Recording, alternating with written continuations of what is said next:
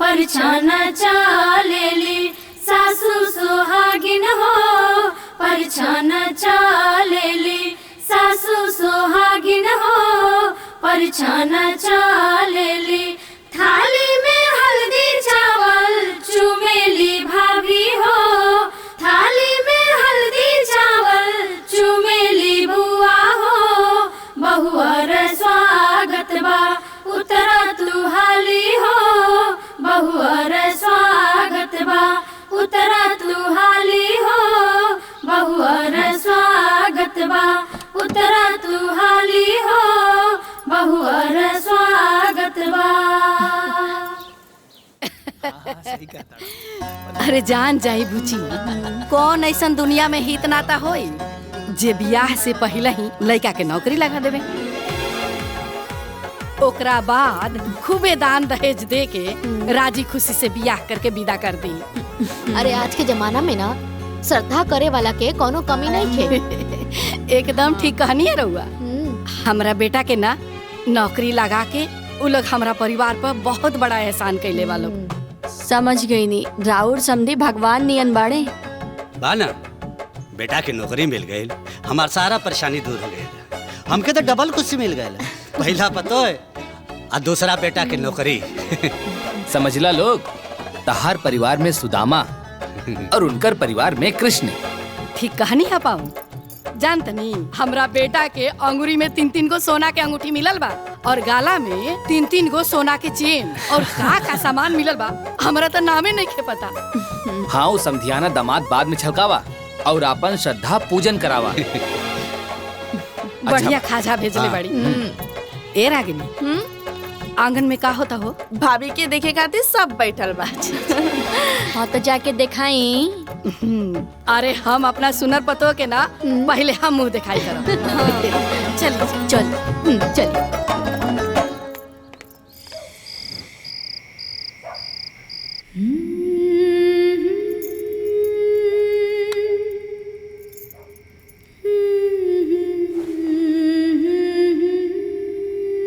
दुल्हन जी। अरे दुल्हन, खाना ना खैलू? खा लीनी अम्मा जी। अच्छा, तू खा ले लू तो अभी तक ऐसे ही सब पड़ल बा। हमरा पता बा दुल्हन, जब नया नया आदमी घर में आवेला ना, खाए में ऐसे ही लाज लागेला। कबो कबो ना खाही के ना मन करेला, लेकिन हमरा एकर उपाय पता बा। ए रागिनी, रागिनी। हाँ माई। अरे जरा भैया के भेजता। अभी भेजतानी। हाँ माई। बबुआ, दुल्हन के साथे बैठ के खाना खा। माई। अरे तहार मेहरारू है, इतना असहज होखला के जरूरत नहीं के। अरे ना माई, हम तो कुछ ना। चल के बैठ के खाना खा। ठीक ठीक बा माई। चला।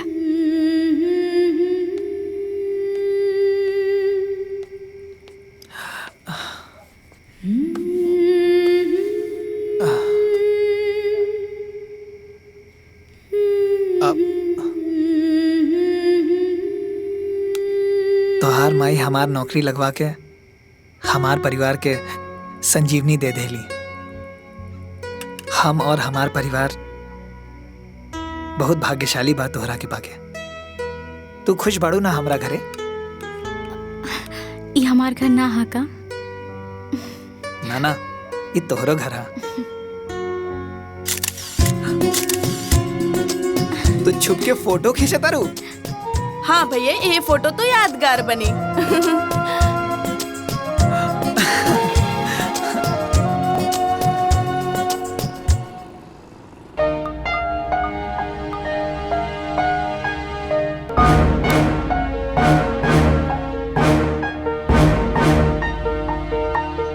प्रणाम मम्मी। हाँ, खुश रहो बिटिया। हालचाल बतावा। सब बढ़िया बा माई। सब लोग बहुत प्यार करत आड़े। बिल्कुल नहीं लागत कि कोनो अनजान जगह पे आ गइल बानी। सुन के मन खुश हो गया। अरे हमार मकसद जौन पूरा हो गया। खैर छोड़ा, कुछ भी हो ना, फोन जरूर करिहा। ठीक है मम्मी। प्रणाम। खुश रहा, अपन ख्याल रखिया। हाँ माई। ठीक।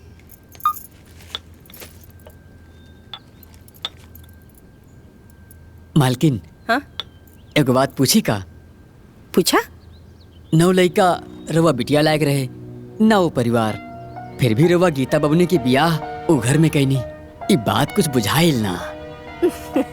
लल्लन, ऐसे बुझा कि यदि वो परिवार हमरे बराबरी के रहित तो हमरा सामने झुक के कैसे रहे।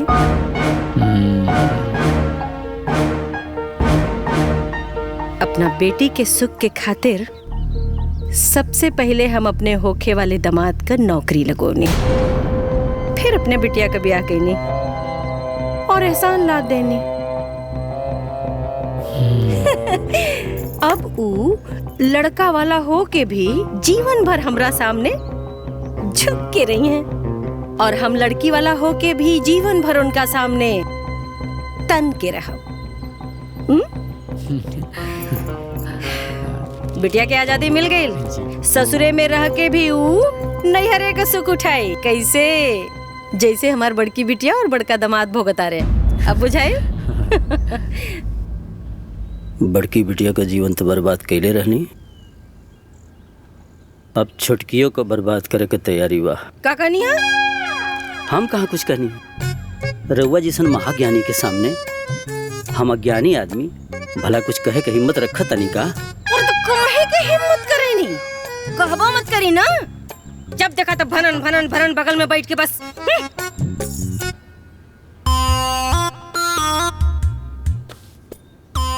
माई बाबू से बात कैले रहे लो। देखिए, आपकी माँ चाहे जो भी बोले, बाकी होगा वो है जो अब मेरी मम्मी ने कहा है। अरे हम कहाँ ना बोलने हैं? अरे तो जब ना बोलने हैं तो बोलबो मत करब ना।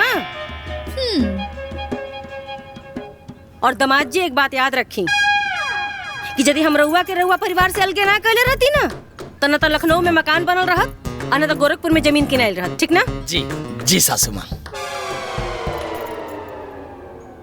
अब मम्मी, इनको मना कर दो। आजकल कुछ ज्यादा ही अपने घर वालों से सलाह मशवरा कर रहे हैं।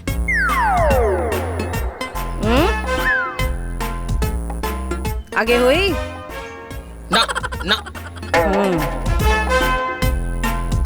ना सासू माँ।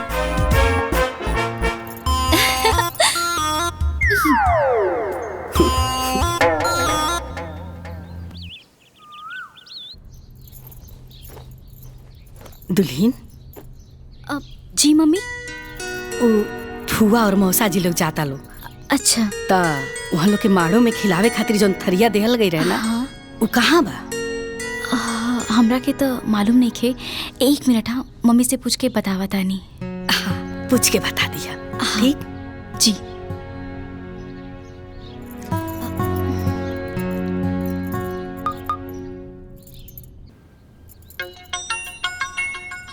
अरे अब का?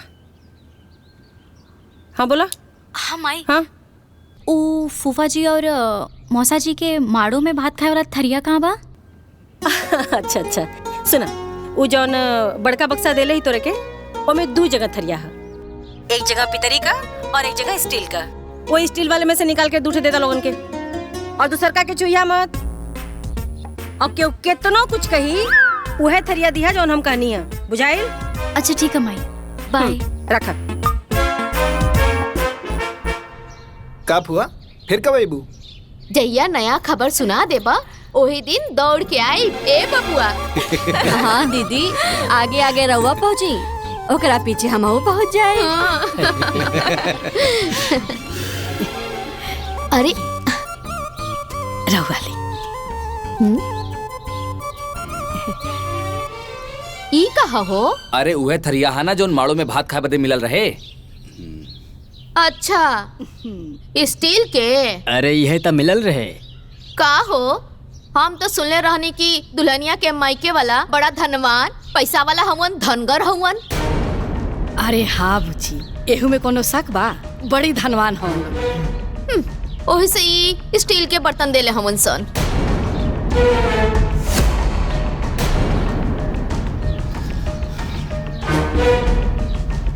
अरे ये दीदी देखले नहीं की, हाथी के दांत दिखावे के कुछ और होला और खाए के कुछ और। सही कहा तारू।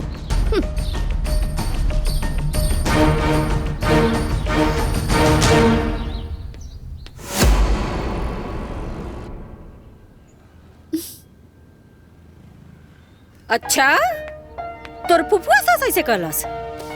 हाँ माई, और फूफा जी के साथ मामी जी भी हाँ में हाँ मिलावत रही। अच्छा, तनी अपना सास के फोन देता फोन अपना सास के। ठीक बा माई।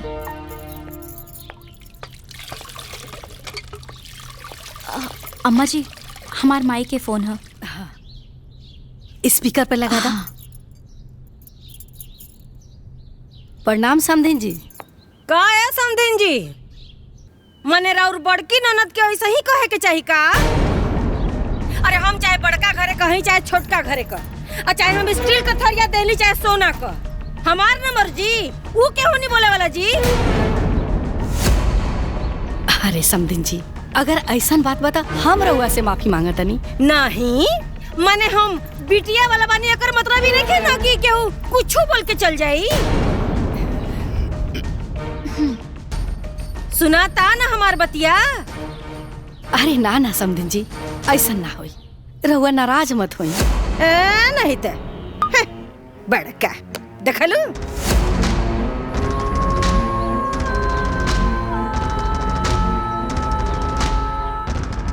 ओह माय गॉड, ये तो बहुत ही गलत बा। जानती हो माँ, एक बार इनकी मौसी जी भी ना मुझे कुछ बोली थी। तुमने तो जो सुनाया सो सुनाया, मैंने तो पूरी इज्जत ही उतार दी थी। तब से इनके घर में कोई मुंह नहीं खोलता है। काजी सही बोले ना? हाँ जी, आप हमेशा से ही सही बोलती हैं। लगाइए। हे भगवान।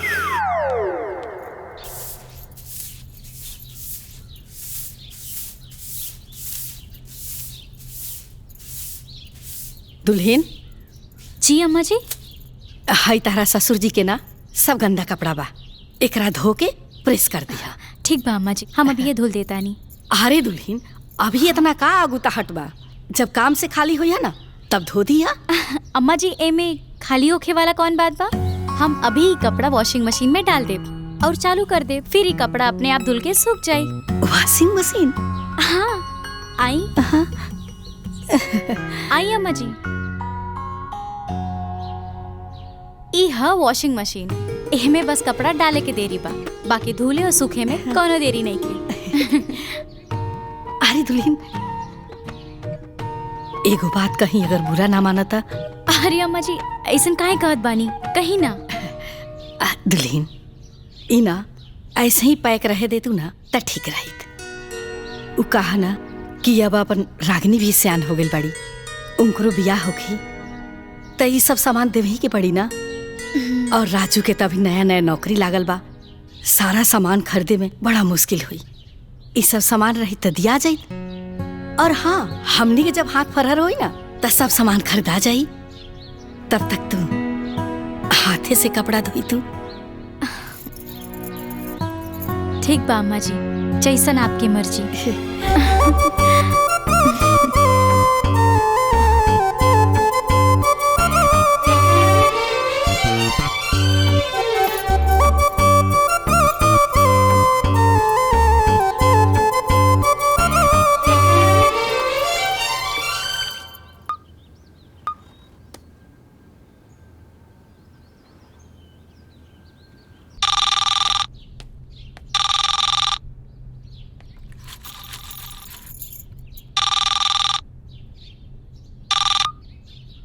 हेलो। हाँ माँ जी प्रणाम, हम रागनी बोला तानी। खुश रहा। गीता कहाँ बाड़ी और कैसन तू फोन उठोले बाड़ू? उ का है ना भाभी चापाकल पे कपड़ा धोवत बाड़ी, एहे से हम फोन उठा लेनी। हाँ, कपड़ा धोवत रही? अतनी उनके पास फोन लेके चला ना, बात करावा तनी। ठीक बा, देत बानी। भाभी ली बात करी, राउर घर से फोन आयल बा।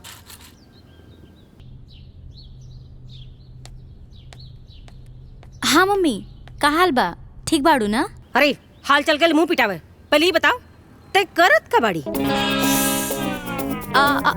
मम्मी ऊ कहा कि थोड़ा सा कपड़ा रहल, उहे धुलत रहनी। कहे वॉशिंग मशीन का हम शोरूम में प्रदर्शनी लगावे के देले बाड़ी कि तू हाथे से कपड़ा धोता रही? जाके सारा कपड़ा मशीन में डाल।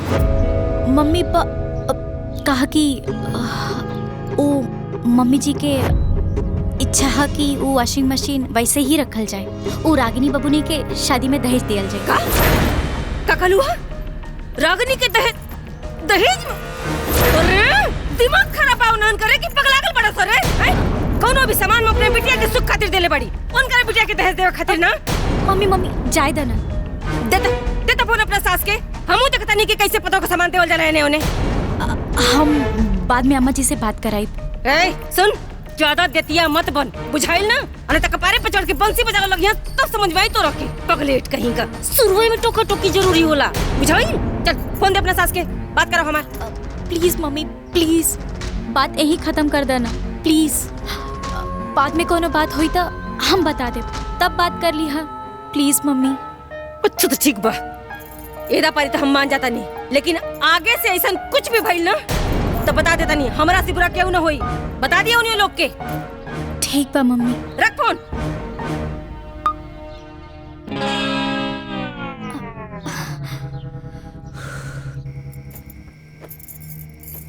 हम जौन कहब तौन तो तू सुनबू ना, तो कहे के जरूरत है का बा? कहे से कि गलत बात सहल भी पाप होला। अब कहल जा। देखा गीता अभी अभी दुल्हन बन के ससुराल गइल बा, हर बात पे फोन मत कइल करा। काहे? कहे से कि बात बिगड़ भी सकेले। तो डर केकरा के बा?